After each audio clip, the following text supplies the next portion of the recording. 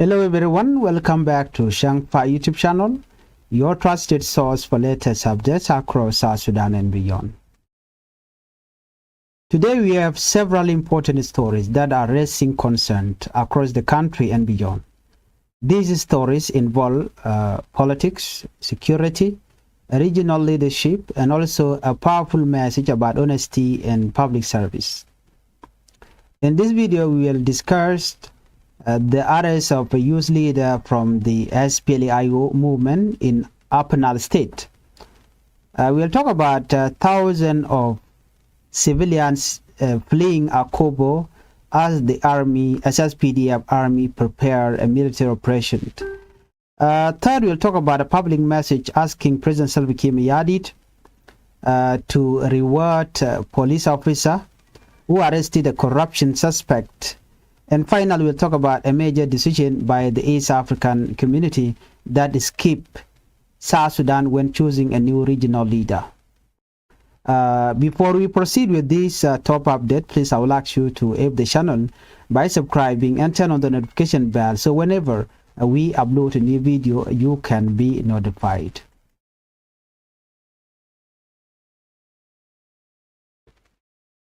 Let's begin our report with opposition youth member arrested in Upper Nile. Our first story comes from Maban County in Upper Nile State, where an opposition youth member has been arrested. According to leader from the Sudan People Liberation Movement in opposition, a youth member named Anor Shuba Podi was arrested by military intelligence officer. The arrest reportedly happened on Friday afternoon around 1 p.m. A military intelligence officers accuse him of having direct communication with fighter from the opposition army known as the Sudan People Liberation Army in opposition. But the opposition youth leadership strongly denied this accusation. According to them, they say the claim is not true and politically motivated. A spokesperson for the Youth League explained that the arrest is unfair and should not have happened. According to them, Anor Shuba Podi has been an active member of the movement for many years and has worked openly in political activities. They say he should be released immediately and without conditions. Let's look at who is Anor Shuba Podi. The Youth League say Anor is not just an ordinary member. Anor has been involved in several leadership roles within the youth movement of the SPLA-IO. Between 2017 and 2019, he worked as a youth leader responsible for political mobilization in the SPLM-IO youth chapter in Egypt. During that time, he helped organize youth South Sudanese students who support the movement. Before returning home, he also led the student chapter of the movement in Egypt. After coming back to South Sudan, he reportedly became the SPLM-IO county secretary in Maban. This means he played an important role in organizing the party at the local level. Because of his position, the Youth League say his arrest is very concerning. Well, let's look at the opposition reaction. The youth movement said arrests like this create fear among political activists. They believe such action can damage trust between political groups in South Sudan. The country is still trying to maintain peace after a year of conflict. Many political leaders and observers believe arrests of opposition members could make tension worse. The Youth League warned that intimidating political members will not help the country develop. Instead, they say dialogue and cooperation are needed to move the country forward. This is not the first time opposition members say their colleagues have been detained. In October 2025, security officer arrested a man named Alfred Ganmai Kwang in Juba. He was the information secretary for the opposition group in Mayom County. However, he was released the next day after party officials intervened. Then another case happened in November 2025. An opposition member named Aching Maboto was arrested shortly after arriving at Freedom Hall in Juba. He had come to attend a court session related to opposition leader Dr. Riek Machar. Witnesses said he was taken by suspected military intelligence officer. He was reportedly brought to a detention center known as Jamus Military Detention Center in the capital. Observers say these arrests come at a time, a very sensitive time. Agreement which was signed when South Sudan is still trying to implement the Reply Peace Agreement, which was signed in 2018 between the two rival forces, between Dr. Machar and Kir Mayadit, to end the year of civil war. But many part of the agreement are still not fully implemented because of the political trust between the government and the opposition remain fragile. The opposition youth league said continued arrests could damage that trust even more. They are now calling for dialogue and respect for political freedom. Let's move on to our second top story. Thousands of civilians flee Akobo. Our second story is deeply concerning. Thousands of civilians have fled from Akobo town in Jonglei State. This happened after the National Army announced that it was preparing for a military operation in the area. The army, known as the South Sudan People Defense Forces, say the operation target opposition fighter. Officials explained that they asked civilian and humanitarian organizations to leave the area to avoid harm. They say they did not want innocent people to become victims during the fighting. Soon after the announcement, many residents began leaving the town. Most of those fleeing were women, children, and elderly people. Many crossed the border into Ethiopia to find safety. Some families walk long distance carrying their belongings. Others use boats to cross the river. For many people, the journey was difficult and frightening. Families say they are unsure when they will be able to return home. According to the government official, the operation is aimed at force loyal to opposition leader under Dr. Riek Machar.